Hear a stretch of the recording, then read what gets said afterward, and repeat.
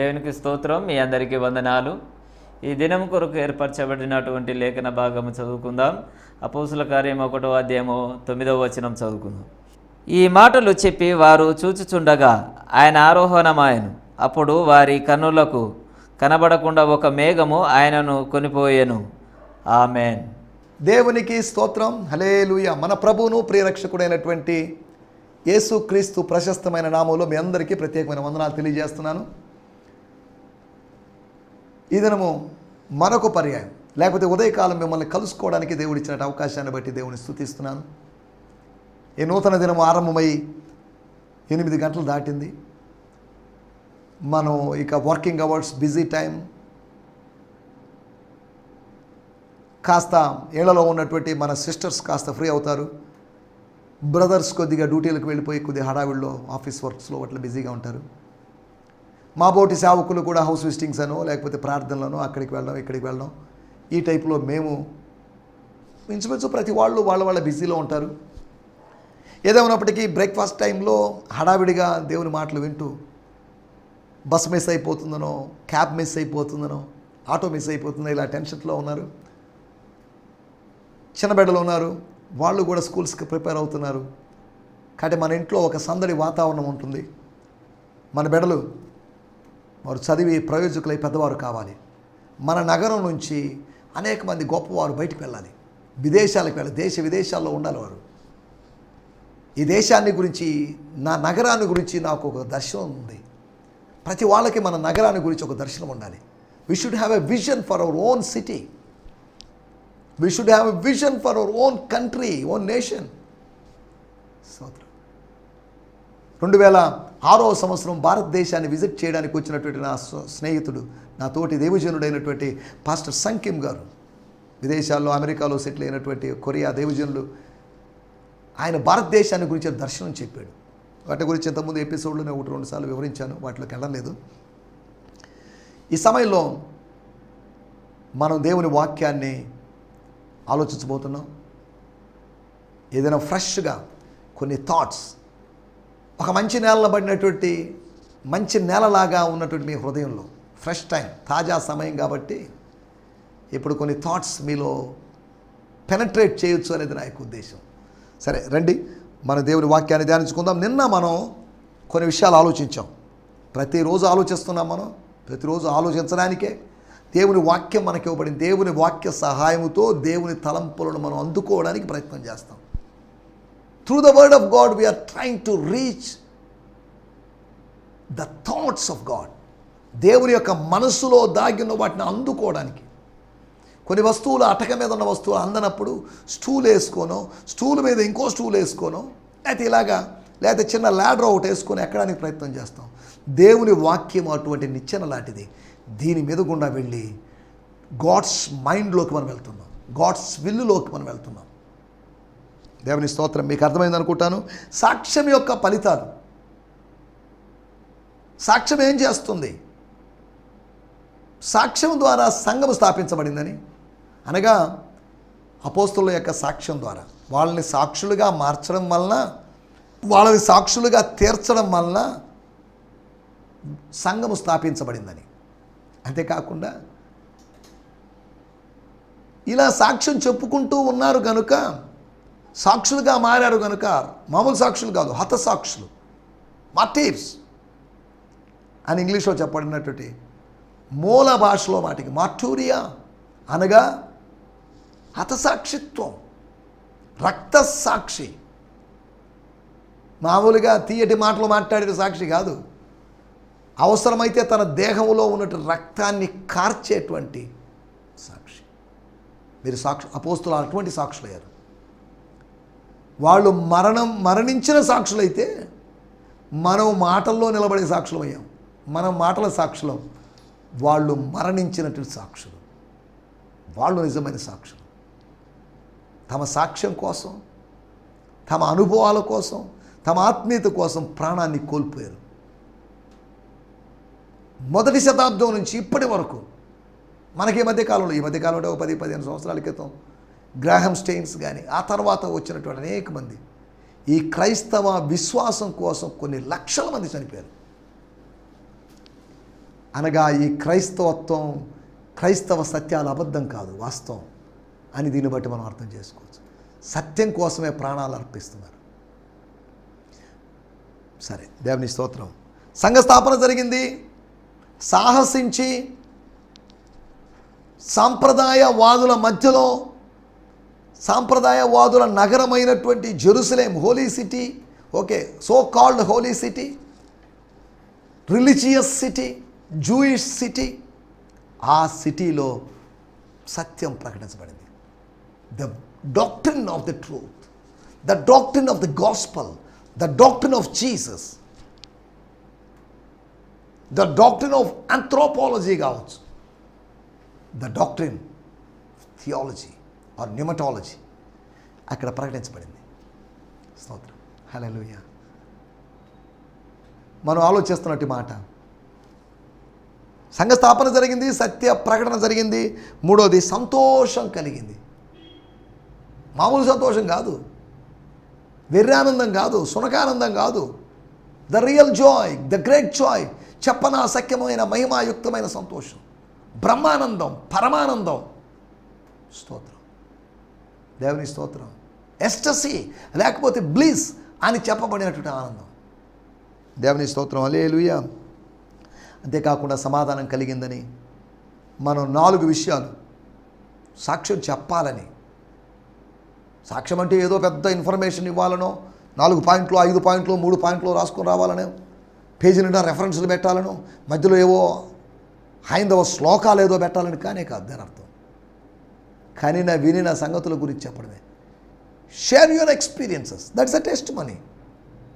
Share what you got from the word of God, that's a testimony. Share who is Jesus, share who are you because of Jesus. యేసును బట్టి నువ్వేమైనావు, యేసు ఏమైనాడు చెప్పు, simple things చెప్పు. వాళ్ళ దగ్గరికి వెళ్ళి justification, sanctification, glorification అని సామాన్యులైన ప్రజల దగ్గరికి వెళ్ళి చెప్తే మనకేమర్థమవుతుంది? మన విద్యార్థులందరూ, మన యవనస్తులందరూ బైబిల్ స్కూల్స్కి వెళ్ళి ఇంగ్లీష్ మీడియం చదువుకొని వస్తున్నారు. చదవడం మంచిదే, కానీ మనం చేసేది ఇంగ్లీష్ మాట్లాడే వాళ్ళ మధ్యలో కాదుగా. తెలుగు కూడా స్పష్టంగా మాట్లాడడానికి రాని మాతృభాష అయినప్పటికీ అటువంటి వాళ్ళ మధ్యలో పరిచయం చేస్తున్నప్పుడు ఈ ఇంగ్లీష్ ముక్కలు తీసుకొని మనం ఏం చేస్తాం? అమ్మో చదువుకున్నాడు, బాగా తెలివి కలిగినాడు అనిపించుకోవడానికి పనికొస్తుంది తప్ప, నీ విద్య విశ్వాస వర్తనకు సహాయపడాలి.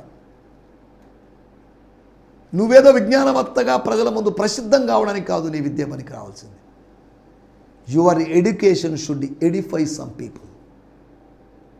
నువ్వు పొందుకున్నది ఇతరులకు ప్రయోజనకరంగా ఉండాలి. నేను ఇది పొందుకున్నాను, పౌలు అదే చెప్పాడు, నేను ప్రభువు వలన పొందిన దాన్ని ఓ కొరింథీ సంఘమా మీకు అప్పగించాను.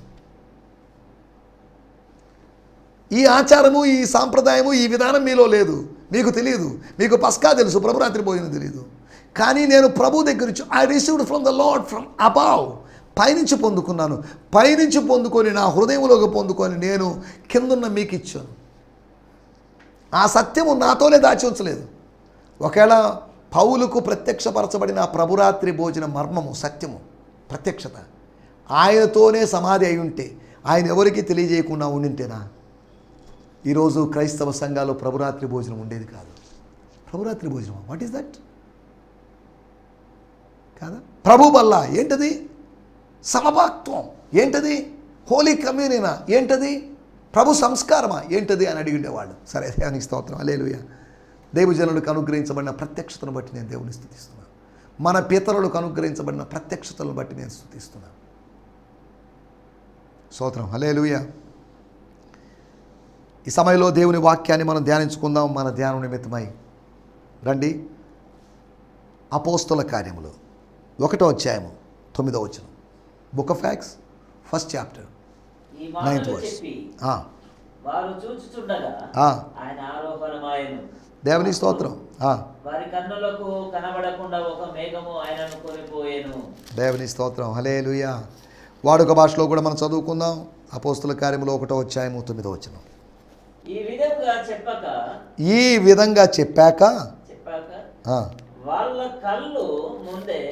వాళ్ళ కళ్ళ ముందే శిష్యుల కళ్ళ ముందే పరలోకానికి తీసుకుని వెళ్ళబడ్డాడు. వాళ్ళకు కనబడకుండా ఒక మేఘము ఆయనని కప్పివేసింది. And when he had said these things, as they were watching, వాళ్ళు వింటూ ఉండగా, వాళ్ళు చూస్తూ ఉండగా, వాళ్ళ కళ్ళు తెరవబడి ఉండగా, వాళ్ళ చెవులు తెరవబడి ఉండగా ఏం జరిగింది? He Jesus Christ was taken up. వాళ్ళ మధ్యలో ఉన్నవాడు పైకి వెళ్ళిపోతున్నాడు. He was taken up and a cloud received him.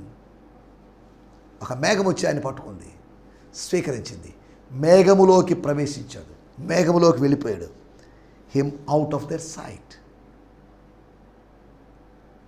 ఎక్కడెక్కడ అక్వేరియంలో మనం ఏదైనా ఆహార పదార్థం వేసినప్పుడు, ఆ ఫీడ్ వేసినప్పుడు వెంటనే అక్కడ ఉన్నటువంటి ఒక ఫిష్ వచ్చి వెంటనే క్యాచ్ చేసినట్లుగా యేసు పైకి ఎక్కుతూ ఉన్నప్పుడు ఆయన్ని రిసీవ్ చేసుకోవడానికి ఒక మేఘాన్ని మేఘ రథం.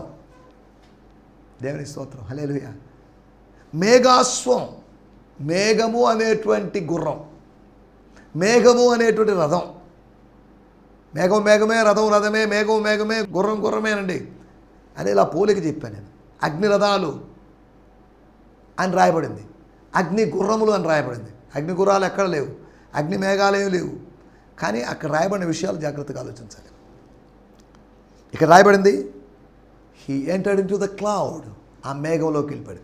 పైకి వెళ్ళినవాడు, భూమి మీద నుంచి పైకి లేస్తున్నవాడు, భౌమికమైన భావాల కన్నా ఉన్నతమైన భావాలు కలిగినవాడు. వాడి కోసం ఎప్పుడు ఒక మేఘం సిద్ధంగా ఉంటుంది. A cloud is ready for the one who is having higher thoughts, higher plans than others. Then the cloud is ready.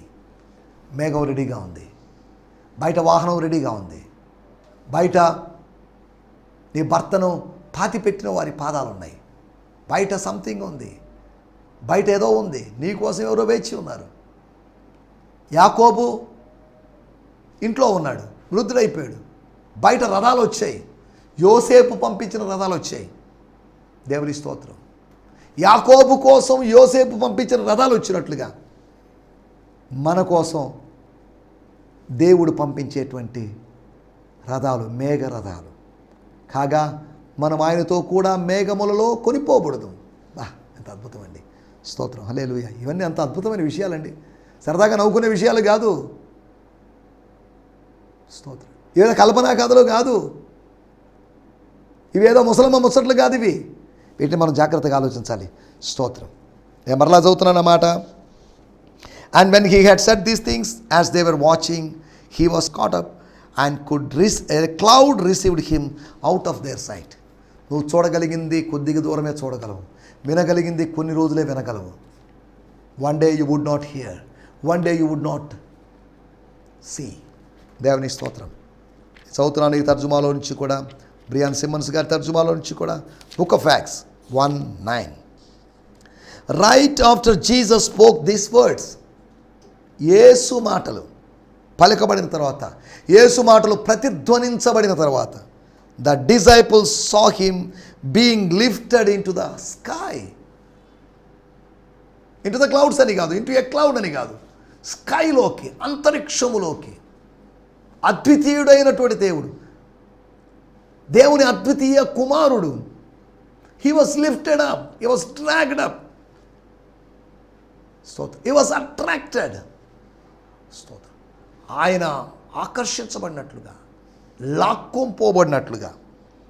స్తోత్రం. Right after Jesus spoke those words, the disciples saw him being lifted in the sky and disappearing into a cloud. స్తోత్రం, హల్లెలూయా. ఆ క్లౌడ్లో నుంచి a cloud came under him and took him up from their sight. The Aramaic is a cloud accepted him and covered him from their eyes. ఒక మేఘం వచ్చిందట, ఎక్కమని చెప్పిందంట. ఒక మేఘం వచ్చింది, మేఘంలోకి ఆయన వెళ్ళాడు. ఎవరైతే ప్రభు కోసం పనిచేస్తారో వాళ్ళని దేవుడు తీసుకుని వెళ్తాడు. బలవంతులు దైవికముగా కొనిపోబడుదురు అని యోబు గ్రంథంలో రాయబడింది. భక్తిగా జీవించిన లాజర్ బరియల్ సరిగా జరగలేదు, ఫ్యూనరల్ సరిగా జరగలేదు, కానీ దేవదూతలు ఆయన్ను కొనిపోయారు. దేవదూతలు కానీ, మేఘం కానీ, అగ్నిరథాలు కానీ, అగ్ని గుర్రాలు కానీ, స్తోత్రం హల్లెలూయా, నిన్ను స్వీకరించడానికి, నీకు స్వాగతం పలకడానికి స్వర్గం సిద్ధంగా ఉంది. ఇక్కడ నేను స్వాగతం పలకడానికి, నిన్ను స్వీకరించడానికి ఈ లోకంలో ఎవడు లేడు. ప్రతి ద్వారం నీ కొరకు మూయబడింది, ప్రతి ఇంటి తలుపు నీ కోసం మూయబడింది. కానీ స్వర్గం నా కోసం ద్వారాలు తెరుస్తుంది, నీ కోసం, నా కోసం. Heaven is open wide, heaven is opening doors. ఈ భూలోకంలోనే నువ్వు బతికున్నప్పుడు ఆకాశపు వాకిళ్ళు విప్పి, ఆకాశపు వాకిళ్ళు అంటే ఆకాశపు వాకిళ్ళని కాదు, ఆకాశపు కిటికీలు, the Windows of the sky అని ఉంది మలయాళంలో. స్వర్గത്തിൻ്റെ കിളിവാതിലുകൾ, వాదిలుగలు కాదు, వాదిలుగల్ అంటే తలుపులు, కిళివాదిలుగల్, కిళి అంటే పెట్ట అని అర్థం, కిళివాదిలు అంటే చిన్న తలుపులు అని అర్థం, అనగా కిటికీలు. ఆకాశపు కిటికీలను విప్పి, లేదంటే ఆకాశ ద్వారాన్ని విప్పి, లేదా పరలోకపు ద్వారాన్ని విప్పి, పరలోకపు తలుపులను విప్పి నీ కోసం ఏదో చేయగలడు. స్తోత్రం హల్లెలూయా. మనం ఆలోచిస్తున్న మాట మేఘాలలో మార్పులు, అది మన టైటిల్. మేఘం ఏమైందట? 9వ వచనం, వారు చూస్తుండగా ఆయన ఆరోహణమాయను. స్తోత్రం. వారు చూస్తుండగా ఆయన అవరోహణమాయాడు. అదేంటండి? అవును కదా, 19వ అధ్యాయంలో కొంతమంది చూస్తుండగా ఆయన సమాధిలో ఉంచబడ్డాడు. అది ఆరోహణం కాదు, అవరోహణం. యోహాను సువార్త 19వ అధ్యాయంలో జరిగింది అవరోహణం. తర్వాత 2 అధ్యాయాల తర్వాత అపోస్తుల కార్యం 1వ అధ్యాయంలో ఒక ఆరోహణం జరిగింది. అవరోహణానికి ఆరోహణానికి మధ్యలో 2 అధ్యాయాలు ఉన్నాయి. అనగా డిసెన్షన్కి అసెన్షన్కి మధ్యలో ఉన్నటువంటి 2 అధ్యాయాలు. యోహాను సువార్త 20వ అధ్యాయం, 21వ అధ్యాయం. గుర్తుపెట్టుకోండి, ఒక అవరోహణం ఉంది అంటే ఖచ్చితంగా ఒక ఆరోహణం ఉందని అర్థం. అవరోహణ అంటే లోయలోకి వెళ్ళిపోయేటువంటి అనుభవం, ఆరోహణ అంటే పర్వతం మీదకి ఎక్కేటువంటి అనుభవం. మనుషులు నిన్ను అవరోహణ చేస్తారు, దేవుడు నీకు ఆరోహణ అనుభవం ఇస్తాడు. దేవుని స్తోత్రం హల్లెలూయా. మనుషుడు నిన్ను నెట్టేస్తాడు, మరుగు చేస్తాడు, కానీ దేవుడు నిన్ను లిఫ్ట్ చేస్తాడు. స్తోత్రం. జాకీ పెట్టి లిఫ్ట్ చేసినట్టుగా నిన్ను లిఫ్ట్ చేస్తాడు. He want to lift you. God wants to lift everyone. He is a lifter of my head. ఆయన నా తల ఎత్తుకునేవాడు. నా తల దించబడింది, నా కుమారుడా అని నా తలను పైకెత్తాడు. కీర్తన గ్రంథం 3వ అధ్యాయం, he is a lifter of my head. He is a lifter of your head, my dear sister, my dear pastor, my dear brother. He is a lifter. స్తోత్రం. లిఫ్ట్ లేకపోతే ఎలివేటర్ అంటే మనకు తెలుసు. గ్రౌండ్ ఫ్లోర్లో నిన్ను 5th ఫ్లోర్లోకో 6th ఫ్లోర్లోకి పై తీసుకొని పోతుంది. He's a lifter. Weight lifter అని కాదు. స్తోత్రం హల్లెలూయా. 4 విషయాలు మీకు జ్ఞాపకం చేస్తాను. మేఘాలలో జరిగేటువంటి మార్పు. మేఘాలకు ఏమవుతుంది? క్లౌడ్స్కి ఏమవుతుంది? మేఘాలకు జరిగినటువంటి 4 అనుభవాల గురించి నేను మీకు జ్ఞాపకం చేయబోతున్నాను. 1 అపోస్తుల కార్యం 1వ అధ్యాయం 9వ వచనం మనం చదవాల్సిన అవసరం లేదు, ఆల్రెడీ మూలవాక్యం కనుక. మేఘము వాహనమైంది. It become a vehicle, it become a chariot. స్తోత్రం. భూలోకంలో పరిశుద్ధిగా జీవిస్తున్నప్పుడు నీకు కారు లేకపోవచ్చు, వన్ కార్. స్తోత్రం. కానీ ఒకరోజు మేఘ వాహనం మీద నువ్వు కొనిపోబడతావు. అదే ఎక్స్పీరియన్స్. ఎందుకంటే ఇక్కడ నుండి మారుతి కారులో ఇంకో పెద్ద పెద్ద కార్లు అవసరం లేదు. మేఘ వాహనం, ప్రైజ్ గాడ్. ఎటువంటి ఇంధనపు అవసరత లేకుండా ఉన్నటువంటి వాహనం నిన్ను ఎత్తులోకి తీసుకుని పోతుంది. ఈ భూలోక వాహనాలు నిన్ను దూరంగా తీసుకొని పోతాయి, కానీ పరలోకపు ప్రభువు నిర్ణయించిన వాహనం నిన్ను అత్యంత ఎత్తులోకి తీసుకొని పోతుంది. విమానాలు ఎత్తులోకి తీసుకొని పోతాయి, కానీ దానికన్నా అత్యంత ఎత్తులోకి 3వ ఆకాశంలోకి నిన్ను తీసుకొని పోగలవు. 1వ ఆకాశంలోకే నిన్ను తీసుకొని పోగలవు ఈ వాహనాలు, కానీ 3వ ఆకాశంలోకి నిన్ను తీసుకోపోవలన మేఘ వాహనాల్ని ప్రభు సిద్ధపరుచున్నాడు. నీలి మేఘాలు నా కొరకు రాగా అని భక్తుడు పాడతాడు. సరే, దేవుని స్తోత్రం. 1 మేఘము వాహనమైంది. ఈ మాట చెప్పినప్పుడు ఒక మాట మీకు జ్ఞాపకం చేస్తాను. ఇంత ముందు కూడా చెప్పాను. 1 తెస్సలోనిక పత్రిక 4వ అధ్యాయం 17వ వచనంలో రాయబడింది, కాగా మనం ఆయనతో కూడా మేఘములలో కొనిపోబడదాం. ఇంకో మాట కూడా జ్ఞాపకం చేస్తాను. నిర్గమకాండం 24వ అధ్యాయము 18వ వచనంలో మనం గమనిస్తే, స్తోత్రం. నిర్గమకాండం 24వ అధ్యాయము 18వ వచనం. స్తోత్రం, స్తోత్రం, స్తోత్రం. అప్పుడు మోషే ఆ మేఘములో ప్రవేశించి చూడండి విచిత్రమైన విషయం. అప్పుడు మోషే అనేటువంటి ఆ వ్యక్తి నాయకుడు ఆ మేఘములో ప్రవేశించాడు, మేఘవాహనంలో ప్రవేశించాడు. కొండ మీదకి ఎక్కాను. ముసలోడు కొండ మీదకి ఎక్కలేడని, వృద్ధుడు కొండ మీదకి ఎక్కలేడని మేఘవాహనాన్ని సిద్ధపరిచాడు. కొండ మీదకి ఎక్కాను. మోషే ఆ కొండ మీద రేయింబావుళ్ళు 40 దినములు ఉండను. మనకు దించేటప్పుడు ఆ మేఘవాహనం దించాడని కానీ ఏమో రాయబడలేదు. బహుశా దించి ఉండొచ్చు, దించకపోవచ్చు. ఎక్కడం కష్టం, దిగడం సులభమే. దేవుడు దించాడు, దేవుడు ఎక్కిస్తాడు, దేవుడు దిస్తాడు. ఎక్కడానికి కావలసిన ఆరోగ్యం, దిగడానికి కావలసిన ఆరోగ్యం. హెబ్రోను కొండ ప్రాంతాన్ని ఎక్కడానికి కావలసిన ఆరోగ్యము, దిగడానికి కావలసిన ఆరోగ్యం దేవుడు ఇచ్చాడు కాలేబుకు. అలాగైతే నీ జీవితంలో ఉన్న పర్వతాలను ఎక్కడానికి దిగడానికి కావలసిన ఆరోగ్యం, బలం దేవుడు నీకు ఇస్తాడు. మనం 3 పనులు చేయొచ్చు. పర్వతాలను ఎక్కొచ్చు, 1. 2 పర్వతాల్ని పెకలించవచ్చు, 3వది పర్వతాన్ని కదిలించవచ్చు. We can ascend or we can climb the mount, 1. 2 we can shake the mountains, కదిలించవచ్చు. We can remove the mountains. దేవుని స్తోత్రం, హల్లెలూయా. రెండో విషయం నేను మీకు జ్ఞాపకం చేస్తాను. సంఖ్యాకాండము 9వ అధ్యాయము 21వ వచనం. నంబర్స్, బుక్ ఆఫ్ నంబర్స్ 9వ అధ్యాయము 21వ వచనం. అలాగే మేఘము సాయంకాలం మొదలుకొని ఉదయం వరకు నిలిచి ఉండిన ఎడల, మేఘము నిలిచి ఉంటే, if the cloud abides, if the cloud stays, ఉదయమందు ఆ మేఘము పైకెత్తబడగానే వారు ప్రయాణము చేసిరి. దేవుని స్తోత్రం. మేఘము నిలవడం, మేఘం పైకెత్తబడడం. నిలవాలి, నిలిచిన మేఘం కొన్నిసార్లు స్పీడ్ బ్రేకర్ లాగా పనికైంది. ఇది పనికొచ్చింది. ఈ మేఘం నీ దుడుకుతనాన్ని, నీ ఆవేశాన్ని కంట్రోల్ చేయడానికి పరిశుద్ధాత్ముడు నియంత్రిస్తాడు. He will control your life. దూసుకొపోతున్నావు స్పీడ్గా, కుర్రకారు, కొత్త వెహికల్స్ వచ్చేసాయి. ఏమా స్పీడ్లో వెళ్ళిపోతున్నావు, 120, 130, 140, 150. స్పీడ్ బ్రేకర్స్ ఉన్నాయనుకోండి, ఎగిరి పడతారు. అందుకని speed breakers controlling yourself. పరిశుద్ధాత్ముడు నేను కంట్రోల్ చేస్తాడు. He is the controller. దేవుని స్తోత్రం, హల్లెలూయా. అక్కడ రాయబడిన మాట, మేఘము మార్గదర్శి అయింది, మేఘము దిశానిర్దేశం ఇచ్చింది. 1 మేఘం వాహనమైంది, 2వది మేఘము మార్గదర్శి అయింది. It guides. Cloud become a vehicle, cloud leads. 2వది క్లౌడ్, మేఘము గైడ్స్.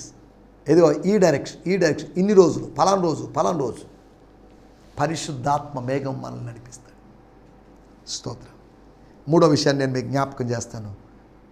ప్రసంగి గ్రంథం, ఎక్లేసియాస్టస్, ద బుక్ ఆఫ్ ప్రీచర్. మేఘములు వర్షముతో నిండి ఉండగా అవి భూమి మీద దాన్ని పోస్తాయి. స్తోత్రం, హల్లెలూయా, స్తోత్రం. మేఘాలు నిండి ఉన్నాయి. దేని చేత నిండి ఉన్నాయి? స్తోత్రం, వర్షం చేత నిండి ఉన్నాయి. మేఘము పాత్రగా మారింది, కంటైనర్గా మారింది, వెజల్గా మారింది. మేఘ పాత్రలో నుంచి మనుషుల కొరకు, భూమి మీద ఉన్న మనుషుల కొరకు, భూమి మీద మనుషులు ఆయన మహిమపరుస్తున్నట్లుగా వర్షాన్ని కురిపిస్తున్నాడు, కుమరిస్తున్నాడు. అక్షరార్థంగా మేఘం ఉంచుతుంది, మేఘం వంగుతుంది, మేఘ పాత్రను ఎవరో బోర్ల తీస్తున్నారని కదా దాని అర్థం. దాన్ని లిటరల్గా అర్థం చేసుకోవడానికి వీల్లేదు. మేఘము పాత్రగా మారింది, మేఘము వాహనమైంది, మేఘము మార్గదర్శి అయింది, గైడ్ అయింది. అంతేకాకుండా మేఘము ఇట్ పోర్స్ అవుట్, అనగా కుమ్మరించింది, దిమ్మరించింది. స్తోత్రం. మేఘము ఎంప్టీ అవుతుంది. Cloud empties itself. మేఘము ఖాళీ అయిపోయింది. స్తోత్రం, హల్లెలూయా. యేసు మన కొరకు రిక్తుడయ్యాడు. He emptied himself. నిన్ను ఫుల్ చేయడానికి ఆయన నిల్ అయ్యాడు, నిన్ను ఫుల్ చేయడానికి ఆయన డల్ అయ్యాడు. కాదా? దేవుని స్తోత్రం, హల్లెలూయా. 4వ విషయం ముగించేస్తాను. నహూము గ్రంథము 1వ అధ్యాయము 3వ వచనము. Book of Nahum. దీర్ఘశాంతుడు, మహాబలము గలవాడు. యోనా గ్రంథము తర్వాత మీకా గ్రంథం ఉంటుంది. మీకా గ్రంథము తర్వాత నహూము గ్రంథము. నహూము గ్రంథము తర్వాత హబక్కూకు. నహూము గ్రంథము అనగా పేజ్ నెంబర్ 768, 1వ అధ్యాయం 3వ వచనం. యెహోవా దీర్ఘశాంతుడు, యెహోవా దీర్ఘశాంతము కలిగిన వాడు. ఎస్ మహాబలము గలవాడు. Yes is a great mighty man. దోషులను నిర్దోషులుగా ఎంచాడు. దోషులను ఏమాత్రం ఈ రోజుల్లో న్యాయస్థానాలు దోషులు నిర్దోషులుగా, నిర్దోషులు దోషులుగా ఎంచుతాయి, కానీ ఆయన ఏమాత్రము దోషులు నిర్దోషులుగా ఎంచడు. యెహోవా తుఫానులోను, సుడిగాలిలోను వచ్చువాడు. మేఘములు ఆయనకు పాదధూళిగానున్నవి. ఇంపార్టెంట్ మాట. మేఘములు ఆయనకు పాదధూళిగా ఉన్నవి. మేఘాలు ధూళిగా మారాయి. మేఘాలు చిన్నవిగా మారాయి. మేఘాలు మ్యాక్రో క్లౌడ్స్ మైక్రో క్లౌడ్స్గా మారాయి. క్లౌడ్స్ అంటున్నప్పుడు లేకపోతే ఈ మేఘాల గురించి ద ఎర్త్ లేకపోతే ద క్లౌడ్స్ బికమ్ డస్ట్, దుమ్ముగా ధూళిగా మారిందట మేఘం. ఆకాశ మహాకాశములు పట్టచాలని దేవుని కాళ్ళ కింద, ఆత్మస్వరూపి అయినటువంటి దేవుని కింద మేఘాలు. నహూము గ్రంథం 1వ అధ్యాయం 3వ వచనంలో మాట ప్రకారం అక్కడ ఉపయోగించిన మాట అబక్. అబక్ అంటే దాని అర్థం లైట్ పార్టికల్స్, వెలుగు కిరణాల్లాగా, కాంతి పుంజాల్లాగా చిన్న చిన్నవిగా మారాయి. పెద్దవిగా ఉన్నవి చిన్నవిగా మారాయి. ఆయన పాదముల కింద, ఆయన పాదముల ధూళిగా, ఆయన పాదముల కింద ఉన్నాయి మేఘాలు. దేవుని స్తోత్రం, హల్లెలూయా. ఇక్కడ మనం ఆలోచించిన విషయాలు, మేఘాలలో జరుగుతున్న మార్పు, మేఘముల యొక్క రూపాంతరం. మేఘం ఒకసారి వాహనమైంది, మేఘం ఒకసారి మార్గదర్శి అయింది, మేఘం ఒకసారి పాత్రగా మారింది, మేఘం ఒకసారి ధూళిగా మారింది, ధూళిగా మారబోతుంది కూడా. ఆయన మేఘముల్లో ఉంచి వస్తాడు అని దేవుని వాక్యంలో రాయబడింది. దేవుని స్తోత్రం, హల్లెలూయా. నా మాటలు నేను ఇక్కడ ముగిస్తున్నాను. కనుక ఒకరోజు మేఘవాహనం మన కోసం రాబోతుంది. ఆ మహిమకరమైన గడియల కోసం ఎదురు చూస్తూ ఆత్మ సంబంధంగా జీవిస్తూ ముందుకు సాగడానికి ప్రభు మనకు సహాయం చేయనుగాక. ఆమేన్, హల్లెలూయా, హల్లెలూయా. మీ అందరికీ వందనాలు. ఈ సందేశము మీకు ఆశీర్వాదకరంగా ఉందని నమ్ముచున్నాము. ప్రార్థన అవసరతల కొరకు మమ్మల్ని సంప్రదించవలసిన మా చిరునామా గిద్యోన్ మిషన్ చర్చ్, 6వ వీధి, శాంతినగర్, నెల్లూరు 4, ఆంధ్రప్రదేశ్.